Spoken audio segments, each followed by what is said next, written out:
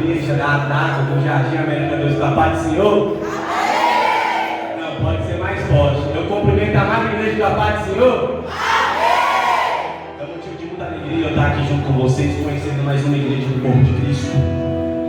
Abre nossas Bíblias no livro de Mateus, capítulo 26, versículo 26 também. Mateus, capítulo 26, versículo 26. Enquanto você vai abrir sua Bíblia, eu vou agradecendo aqui ao pastor, né, da confiança, pastor Lázaro. Pastor, eu tive 4 meses para decorar seu nome, e eu decorei. Eu falei para mim mesmo que eu ia decorar.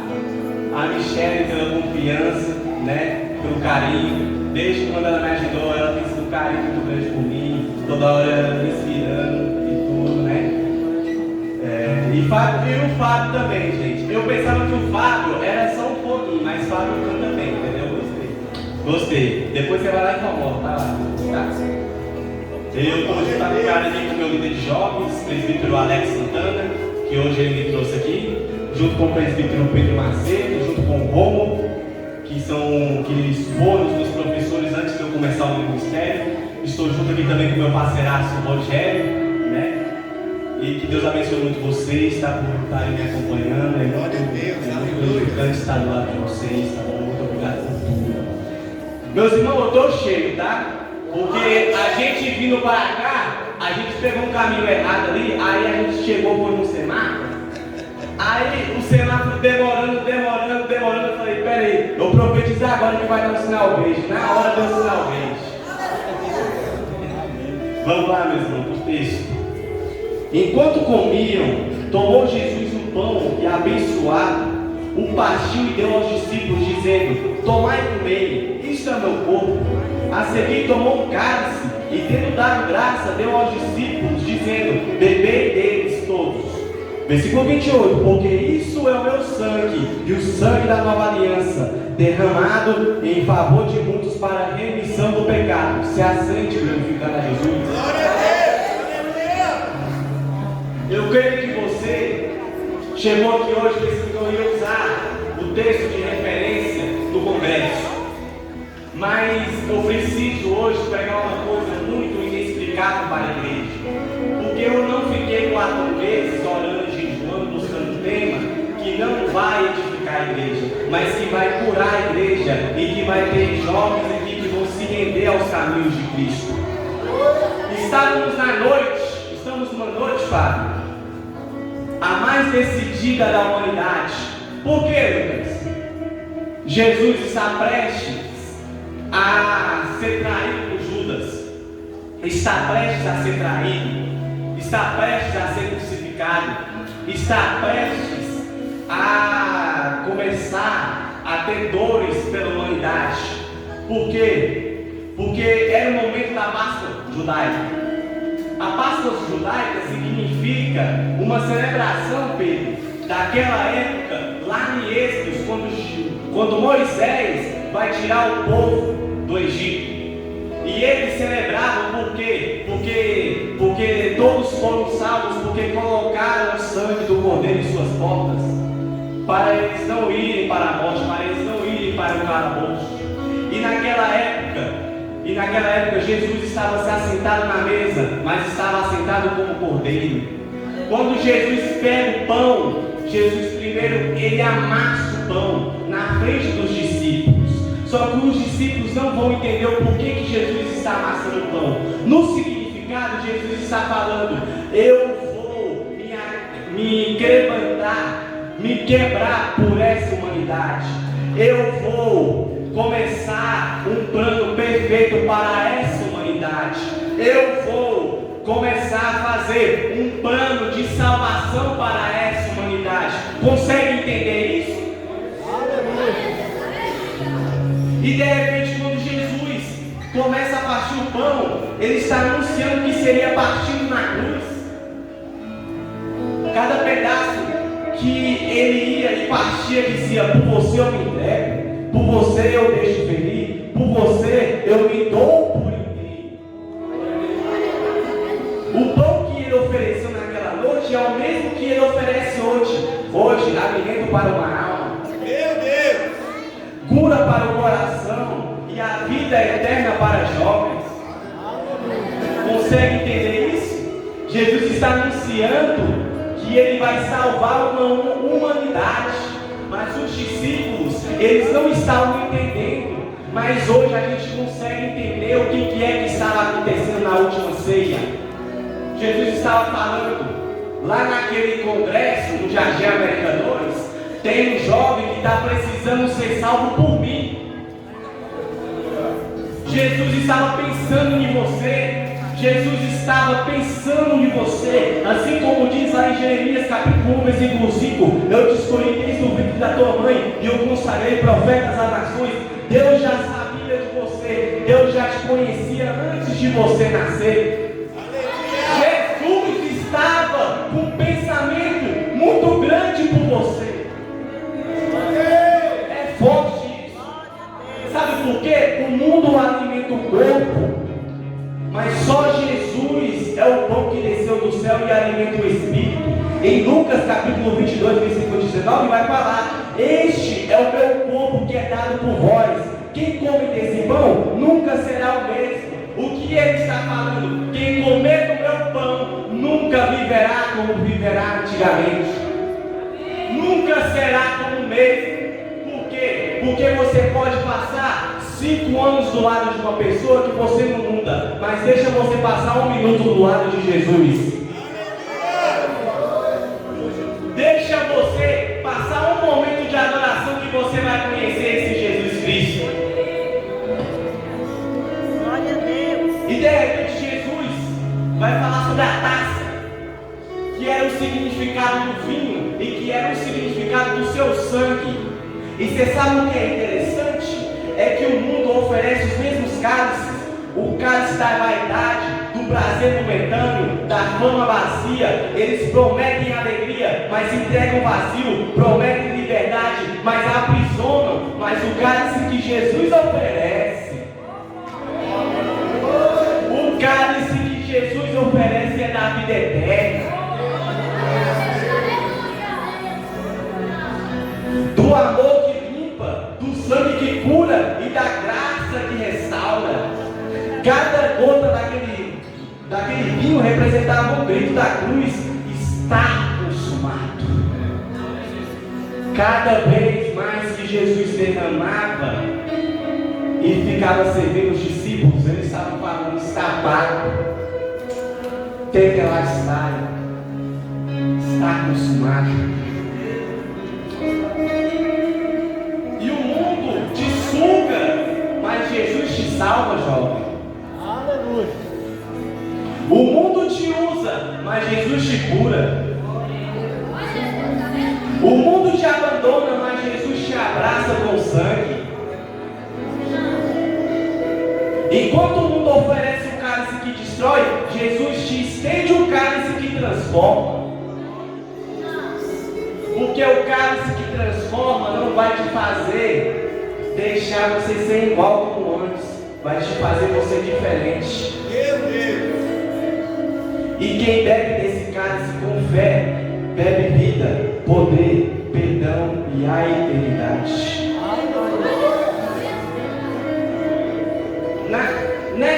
Nessa mesa da ceia, tem 2 discípulos, Pedro e Judas. Pedro e Judas, 2 homens, 2 discípulos, 2 destinos. Judas trocou Jesus por moedas. Pedro negou, mas voltou quebrantado e foi levantado como pastor. A diferença não está na queda, é estar em quem volta para o altar. A diferença não é o seu pecado. Jesus está te perguntando: o pecado seu não vai te deixar apagado. O seu pecado não vai te definir. Porque se o meu sangue te banhar, o pecado não tem mais poder. Zacarias vai ter 8 visões. Zacarias tem 8 visões. Em uma delas aparece em frente dele Josué, o sumo sacerdote de Israel. E quando Zacarias vê Josué, ele vê o diabo apontando para ele e falando: você pecou. Como se fosse um tribunal. Aqui no meio está o juiz, Josué está lá. E tem um advogado que é o acusador. O diabo é o acusador. E estava acusando Josué. Só que de repente, Josué está lá, quieto, não consegue falar, não consegue se testemunhar. Aí de repente desce um anjo e fala que suas vestes estão sujas. E de repente esse anjo vai falar: as suas vestes podem estar sujas, mas se você crê que Deus tem poder para te perdoar, você vai receber vestes novas. Vestes novas.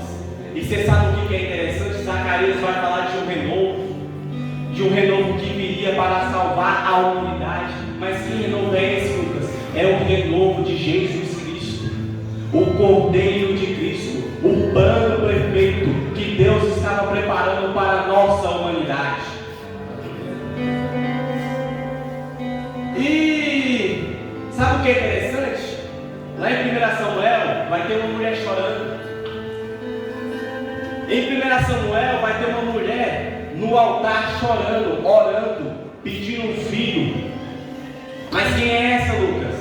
É Ana, mãe de Samuel. Ela está lá querendo um propósito que vem do céu. E quando ela está lá orando, chorando, de repente ela engravida. E quando ela dá a luz a Samuel, ela poderia muito, olha só, ela poderia muito ter pegado Samuel e ter criado para o mundo. Só que o propósito que vem do céu, propósito que vem do céu, não é para o mundo, é para Cristo. Porque Ana pegou Samuel e entregou para Cristo. E levou ele até o altar e falou assim: este é o menino que o Senhor todos os dias vai cuidar na sua vida. Ela poderia ter muito menos criado ele para o mundo, mas ela preferiu muito mais consagrar ele para o céu.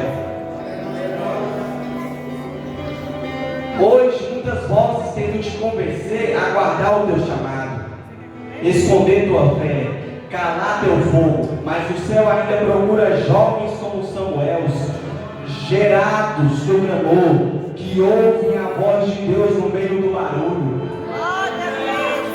Jesus ainda está procurando jovens que foram gerados no clamor, que ainda estão crendo que um dia Ele irá voltar. Eu quero que você levante a sua mão, cadê esses jovens que ainda estão crendo na volta de Cristo? Hoje em dia pregadores não pregam mais sobre os céus, não pregam mais sobre santidades, mas aqui na AW do Jardim América 2 tem uma juventude que ainda estava esperando pelo noivo.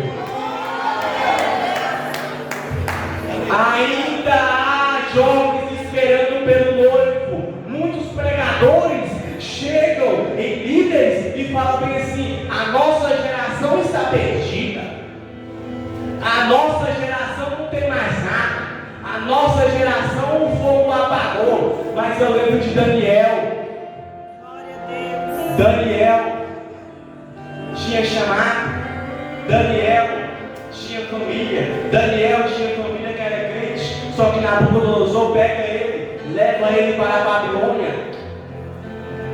E quando ele leva ele para a Babilônia, adivinha, tentaram fazer de tudo para Samuel renunciar ao chamado. Tentaram fazer de tudo para Samuel parar de orar. Tentaram fazer de tudo para Samuel caminhar como crente, ser um jovem cristão. Mas adivinha, Daniel não se contaminou. E aqui eu creio que tem uma geração de Daniel que tem ofertas no mundo, tem ofertas do diabo, mas que não se oferecem por completo, que não se oferecem. Por quê? Porque sabem que a maior alegria de um jovem cristão é perder a juventude, mas ganhar a eternidade. Aleluia. O mundo diz: curta agora, pense depois. Deus olha para você, jovem, e fala bem assim: ó, se entrega agora, porque o depois é eterno.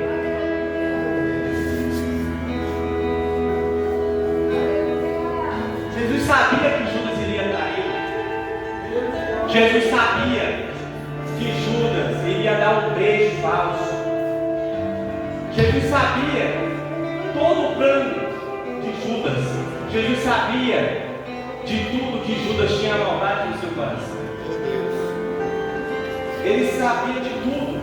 Lavou os pés de Judas, partiu o pão com ele e chamou de amigo.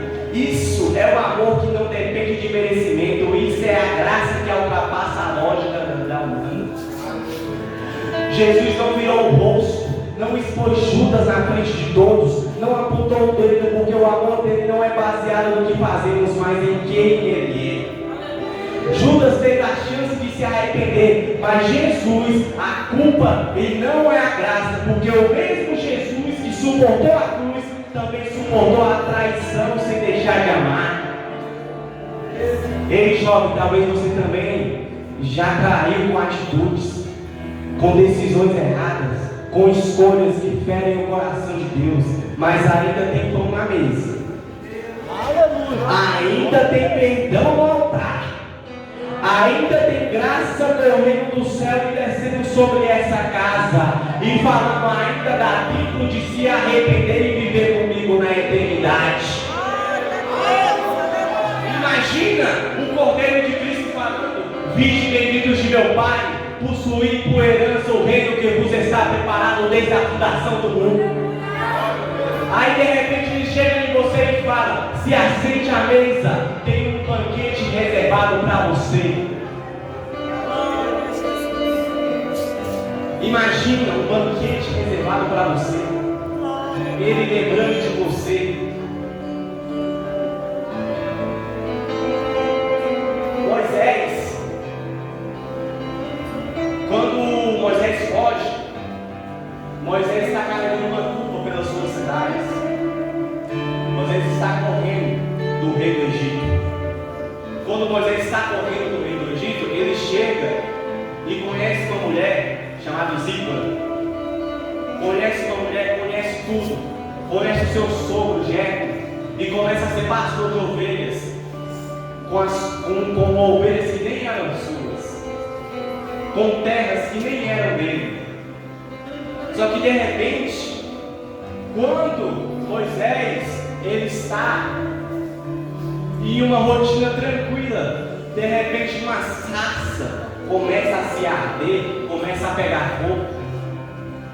E quando essa sarça começa a se arder, é um anjo falando, dizendo para Moisés: tira as sandálias dos seus pés, porque o lugar em que estás é santo. Meu Deus, aleluia. Moisés, antes de caminhar, Deus está dizendo aqui para jovens: Moisés, antes de você caminhar comigo, você vai ter que tirar as suas sandálias. Eu vou melhorar. Moisés, para você ter um relacionamento comigo, você vai ter que tirar as sandálias das amizades mundanas. Moisés, para você caminhar comigo, você vai ter que tirar as sandálias da pornografia. Moisés, para você começar um relacionamento íntimo comigo, você vai ter que tirar as suas sandálias, renunciar a si mesmo, para que eu tome posse de você. Jovem, Deus não te chamou para ser mais uma das estatísticas da pornografia, nas correntes do prazer vazio, mas para viver o novo de Deus é preciso deixar o velho cair no chão. Ele te chamou para ser livre, consagrado, santo, usado, chama viva no meio do deserto. Mas não tem como viver o novo com as sandálias do velho Egito. Não tem como ouvir o chamado se ainda ama a escravidão. Hoje Deus te chama pelo nome, e a sarça está queimando dentro do seu coração. Hoje Deus está te chamando e Ele está dizendo: você pode estar desviado, mas a chama que tem dentro ainda de você ainda arde. Aleluia! Você pode estar desviado, mas o chamado que eu confio em você ainda arde até hoje. Glória a Deus. De repente, na ceia, os discípulos discutindo quem é o maior no reino, quem foi o melhor discípulo, quem foi a melhor pessoa do lado de Jesus. E Jesus estava prestes a morrer. Jesus estava prestes já estava sentindo o peso da cruz, já estava sentindo os pregos nas suas mãos. Enquanto Jesus falava de entrega, eles discutiam sobre posição. Enquanto o Salvador preparava o cálice do sangue, eles queriam o trono da glória. Eles estavam na mesa, mas ainda não tinham entendido o coração do Mestre. Estavam perto, mas ainda não estavam prontos. E hoje não é diferente. Tem gente querendo palco, mas não quer carregar a cruz. Quer status no reino, mas não quer servir na cozinha. Quer ser apóstolo, mas não quer lavar os pés. Quer ser pregador, mas não quer passar uma hora de joelho. Jesus olha para todos e diz: entre vocês, o maior seja como o menor, e quem governa como quem serve. Mas o reino não é sobre ele é maior, é sobre quem ama mais, serve mais, obedece mais e se entrega mais. O reino não é brincadeira. O reino só é para pessoas que se entregam verdadeiramente para Jesus Cristo. Isso é pesado, mas eu tenho que falar. Que na mesa do Senhor não haja disputa, mas entrega. Não haja competição, mas comunhão. Não haja ego, mas quebrantamento. Porque na mesa de Jesus quem brilha não é o discípulo, é o cordeiro. Eu repito, é o cordeiro. Eu repito, é o cordeiro. Eu repito, é o cordeiro. É por isso que lá vai falar que eu diminua e que ele cresça. Porque a glória não é para mim, é para ele. A pregação não é para mim, é para ele. O pregador não sou eu, é ele. O cantor não é o Fábio, é ele. O pastor não é o Lázaro, é ele. E Deus está falando: diminua para eu crescer dentro de você, porque a partir de você eu vou fazer coisas novas nessa geração.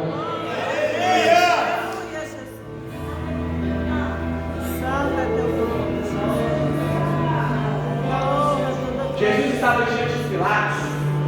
Eu vou agilizar. Jesus estava diante de Pilatos, no silêncio de rei, coração do cordeiro, após ter traído por Judas, negado por Pedro e abandonado pelos discípulos. Jesus é levado, esmagado, ferido e algemado diante de Pilatos, o governador romano, e mesmo assim ele fica em silêncio. Meus irmãos, deixa eu te dizer o seguinte: Jesus tinha o poder de calar aquelas pessoas por um sopro. Porque quando Jesus estava diante de Pilatos, o povo falava: crucifica. Aquela multidão falava: mate, ele é um bruxo. Jesus tinha total poder de até descer labareda de fogo sobre ele. Mas você sabe o porquê que Jesus ficou em silêncio? Jesus tinha poder para calar tudo. Mas ele não estava ali para se livrar ele mesmo, ele estava ali para te livrar. Aleluia! Eu vou melhorar isso. Ele não estava ali para se salvar, ele estava ali para te salvar. Ele não estava ali querendo se salvar, porque estava tudo de acordo com o plano. Enquanto ele estava em silêncio, ele estava falando: eu vou salvar o meu filho, eu vou salvar minha filha. Enquanto ele estava em silêncio, ele estava dizendo: aquele jovem, eu vou salvar ele. Aquela jovem, eu vou salvar ela. Aquele jovem, eu vou tirar do mundo. Aquela jovem vai ser pastora. Enquanto ele estava salvando nós, ele estava escolhendo os seus chamados. Seja pastor, seja pregador, seja levita.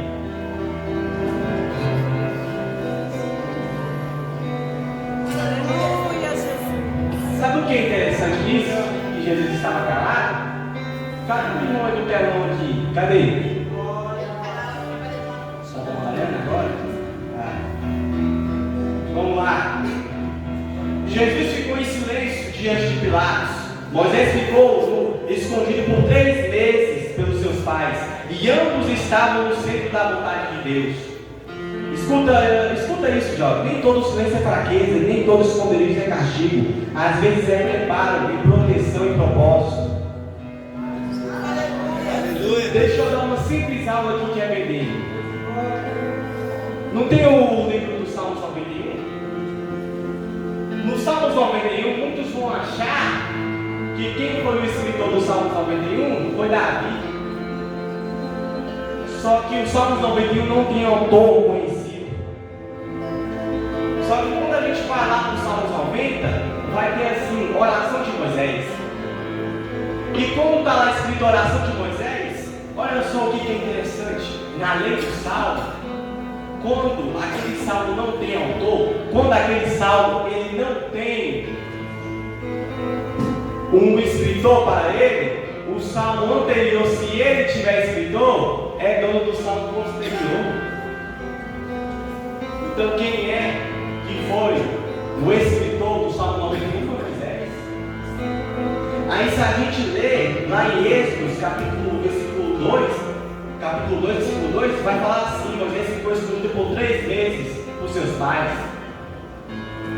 Aí de repente o Salmo 91 começa: aquele que habita no esconderijo do Altíssimo, a sombra do Onipotente descansará.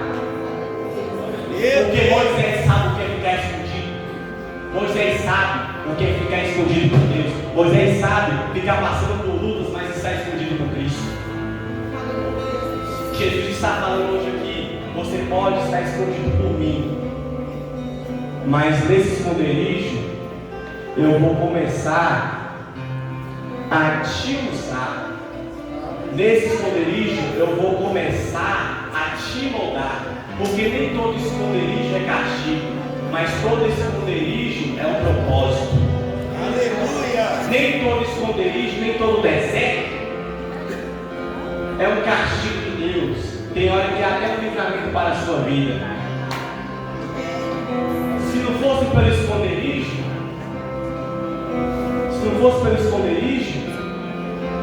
Deus não teria livrado você de inimigos que você nem sabe.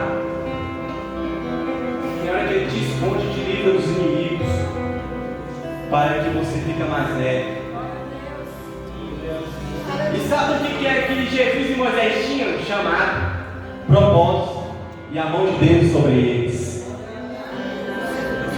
Moisés foi achado por uma princesa criada em palácio, chamada por Deus na sarça. Jesus foi entregue aos soldados, condenado por homens, mas levantado em glória para salvar o mundo. E sabe o que é mais forte? Como Moisés escreveu o Salmos 91, ele está falando que o esconderijo que Deus tem para nós, nem tudo é castigo. Jovens, talvez você esteja se sentindo em silêncio, esquecido, apagado, mas Deus não te abandonou. Deus te esconde para te preservar e te revelar na hora certa para impactar uma geração. Moisés foi escondido por 3 meses, mas foi usado por 40 anos. Jesus ficou em silêncio por alguns minutos, mas esse silêncio salvou a eternidade inteira. Ficar no esconderijo, confiar no processo, porque quem se esconde em mim, eu revelo na hora certa com poder e propósito. Esses dias eu estava vendo meu TikTok e eu recebi uma mensagem bem assim: bela pregação, Lucas, mas pena que vem de uma pessoa tão falsa como você. Muitos pensam que os pregadores eles não são atacados, mas os pregadores eles são atacados, os pastores são atacados, e os que mais são atacados são líderes de jovens. E quando eu vi aquele comentário, eu me lembrei de Davi querendo enfrentar o Golias, e de repente Saul vai falar: ah, você não consegue, você é muito jovem, você é fraco. E tentaram diminuir Davi, Tem gente que só vê o seu vídeo, mas Deus conhece o seu quarto de oração. Vocês entenderam? Moisés, antes dele enfrentar Golias, Davi antes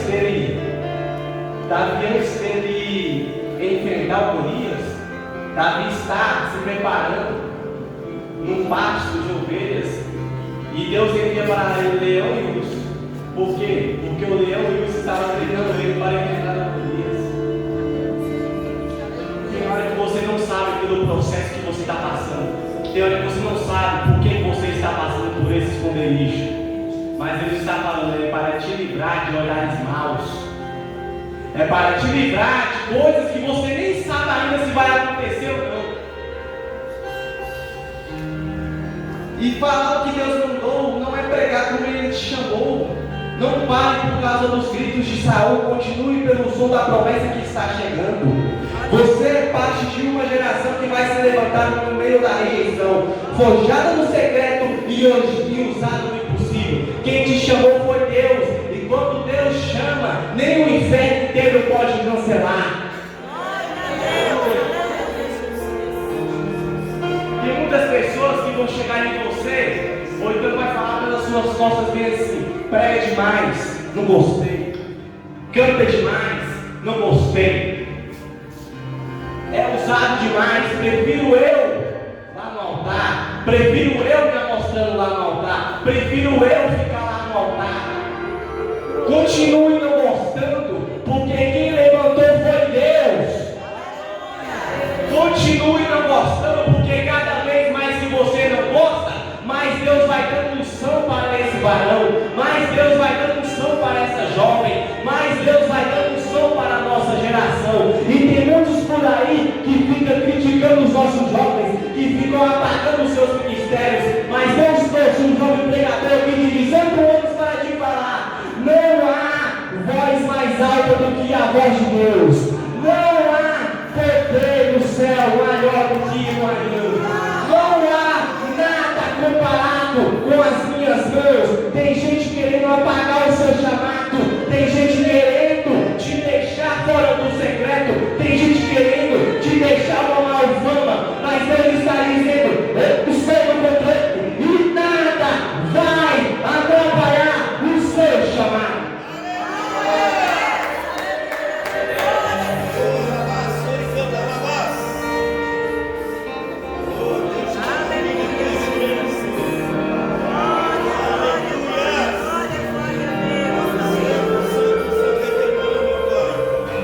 Vou dar um minuto para você adorar. Aleluia. Jesus está na casa. E Ele está visitando alguém aqui hoje. Você está permitido falar línguas agora. Você está permitido em sentir essa presença dele. Vai glorificando aí, vai.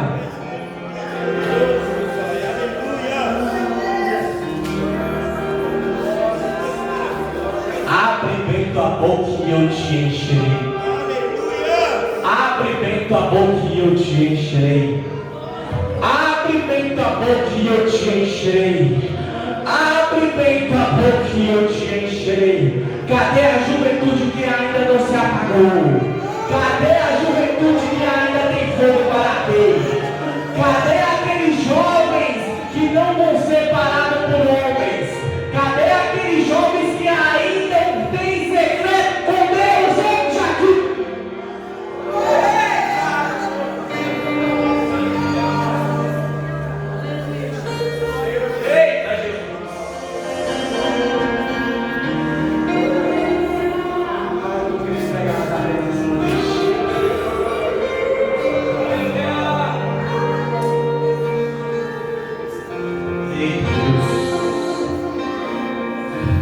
Tem muito jovem hoje sendo ungido por Deus no secreto, mas sendo bloqueado por líderes que se esqueceram de onde vieram.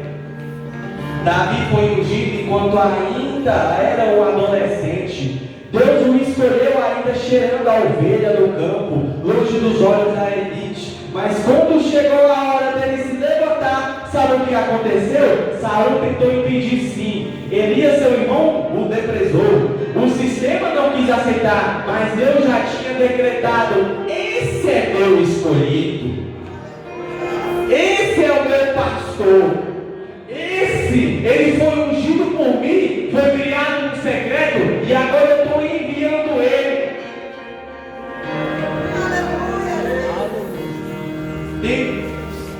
Tem gente que prefere manter o trono do que preparar um sucessor. Tem um obreiro que está tão de olho no altar que fica com medo de um jovem que é tão usado por Deus ocupar o lugar dele. Tem um obreiro que prefere apagar, destruir, prefere deixar o jovem se desviar, mas não prefere renunciar à sua poltrona. Mas deixa eu te dizer uma coisa aqui, jovem, deixa eu te lembrar, você não foi levantado por homens, você foi separado por Deus e escolhido. Eu fico com 1 Timóteo 4, versículo 12. Ninguém o despreze pelo fato de você ser jovem, mas seja um exemplo na fé, na pureza, no amor, na palavra. Seja exemplo. Enquanto eles te desprezam, seja exemplo. Enquanto eles ficam tentando te derrubar, seja exemplo. Enquanto eles ficam aí tentando falar mal de você, tentando destruir o teu chamado, seja exemplo. Seja como Timóteo, seja exemplo. O que Deus colocou em você vai incomodar quem parou no tempo, mas não se cale, continue pregando, continue orando, continue buscando, porque quem te chamou vai te sustentar. Quando eles tentarem te vestir com armaduras de Saul, lembre-se, você vence com o Deus que te deu, não com o que o sistema impõe. Davi não venceu com a espada do rei, mas com pedra de pastor, porque o que vale não é a posição no púlpito, é a unção no secreto. Jovem, não abaixe a cabeça, você foi levantado para esse templo, e quem não quiser ver o seu crescimento, vai ter que assistir a sua vitória. Meu Deus. Eu vou entrar aqui um tema muito complexo. Para as varoas, para as moças de Deus. Ei, princesa do céu, deixa eu te falar uma coisa, sem rodeios hoje. Você foi chamada para a eternidade, não para ser perseguida por brigas. Enquanto você ora como um varão de Deus, está de olho num bode, um som estourado, o carro rebaixado e volta 244. Que só sabe chamar a sua atenção, mas não sabe chamar a presença. Esse tipo de cara some quando você fala em culto, mas aparece quando você posta uma foto nova. Foge, mulher de Deus. Isso não é de Deus, isso é laço do inferno. Deus te fez para andar do lado de um sacerdote, não para viver como um moleque disfarçado de homem.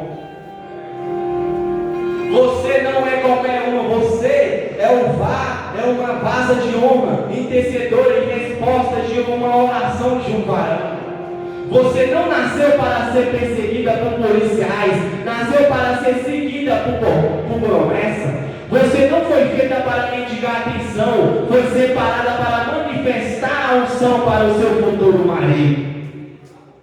Guarda a tua identidade, não vende o seu chamado como um elogio barato. Eu fico com Provérbios 31, versículo 10 para vocês. A mulher vitoriosa, quem a achará? O seu varão muito excesse do que rubis. Em outras traduções vai falar bem assim: você é mais belo do que rubis. E para os varões, está na hora de acordar, guerreiro. Tu está se desgastando por uma moça que te responde quando quer, gasta teu dinheiro e não te respeita. Vive te traindo com palavras dos bastidores e ainda posta uma foto com você dizendo Deus está no controle. E ainda tu pensa, mas ela é bonita. Bonita? Irmão, até o veneno da serpente brilha no sol. A aparência dela te atrai, mas a ausência de Deus dela te afunda. Tu tá olhando na rua e dizendo, essa sim dá atenção. Mas varão, vestido colado não sustenta ministério. Sorriso fácil não garante a aliança da eternidade.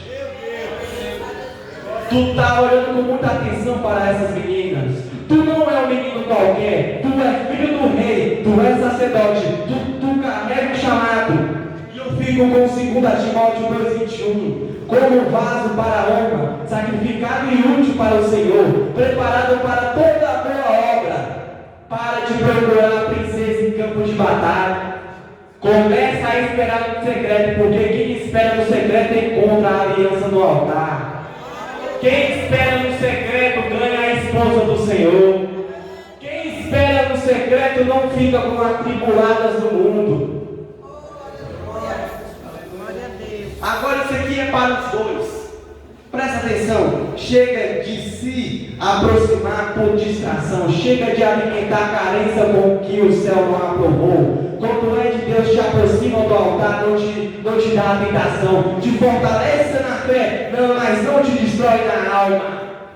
Te leva para a cruz, não para o caos. Quem carrega propósito não se envolve com qualquer uma. Porque o que é de Deus não confunde. O que é de Deus confirma. O que tem de geração aí, o que tem de jovens aí que estão se iniciando por causa de namoro, por causa de ficada, por causa de um beijo. E tem hora que eles nem voltam mais. Tem hora que eles ficam por lá mesmo. O que mais tem afastado a nossa geração hoje em dia é namoro. Só que deixa eu te falar o seguinte, renuncia.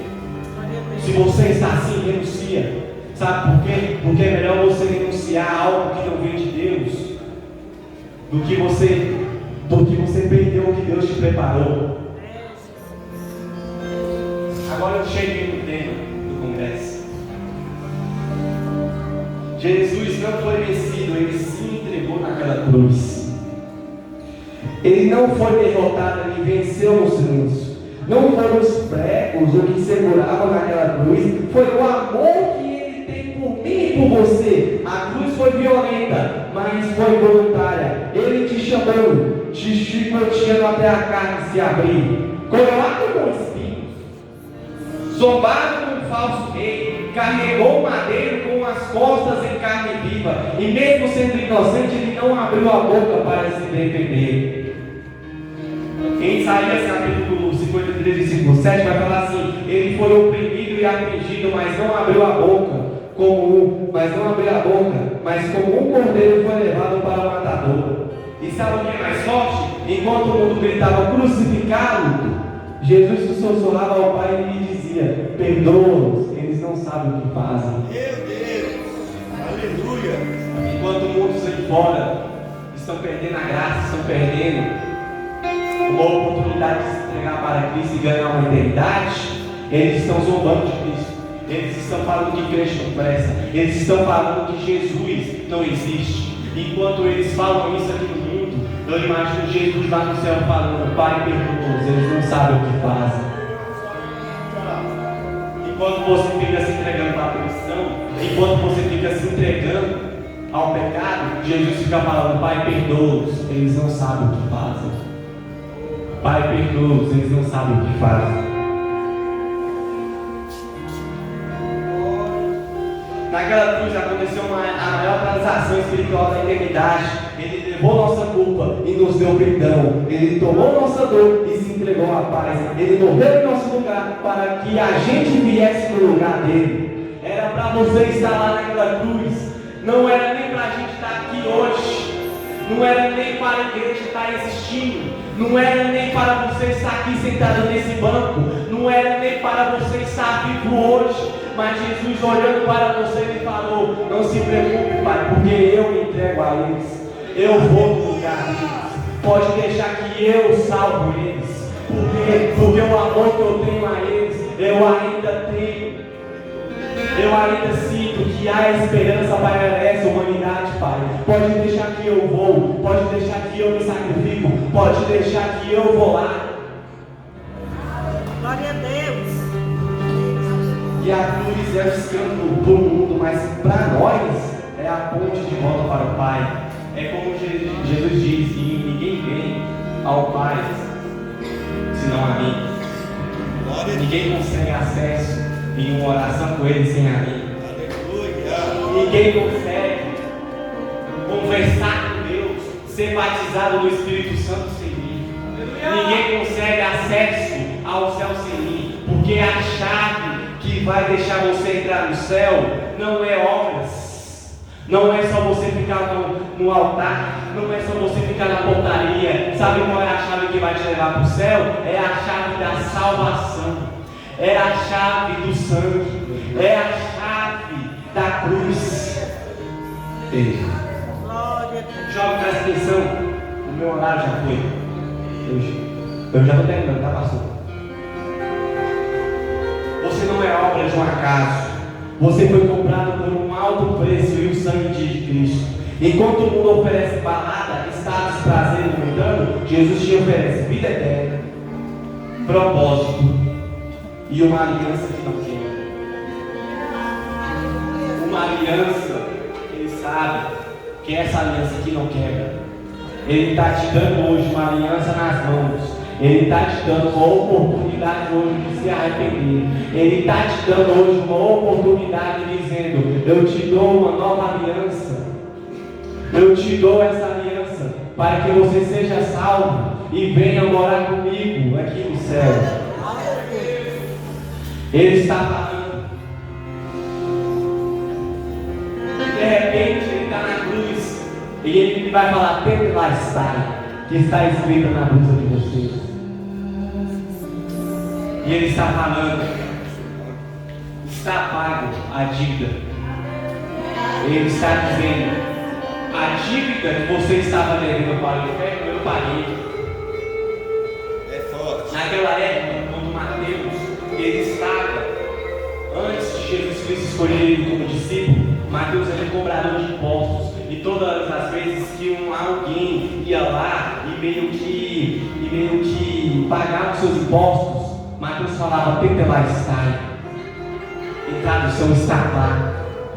Em tradução, está consumado. Em tradução, está falando: Ele pagou aquele pecado que você deixou para trás. Ele está aqui hoje. Eu vou profetizar: Ele está aqui hoje. Aleluia! De braços abertos. Não só para você se arrepender, mas para você se entregar a Ele por completo. Ele está aqui hoje. Ele marcou esse momento com você e está dizendo: você pensou que você iria ficar no mundo, mas nesse congresso de jovens eu marquei um encontro com você e eu estou te chamando hoje. Jesus foi crucificado, mas essa história não acabou ainda. Eu já vou encerrar. A Bíblia declara: eis que vem com as nuvens e todo olho verá. Apocalipse capítulo 1, versículo 7. Ele não volta mais como cordeiro manso. Ele volta como o leão da tribo de Judá. Volta como rei, juiz e senhor. Os sinais estão aí. Estamos vivendo guerras e rumores, terremotos catastróficos naturais, fome, violência, corrupção e a preservação sexual em alta. As ideologias que zombavam da fé, pessoas amando mais o prazer do que Deus. Hoje a geração tem um celular na mão, mas o coração hoje de Deus. Tem seguidores no Instagram, mas não seguem Jesus.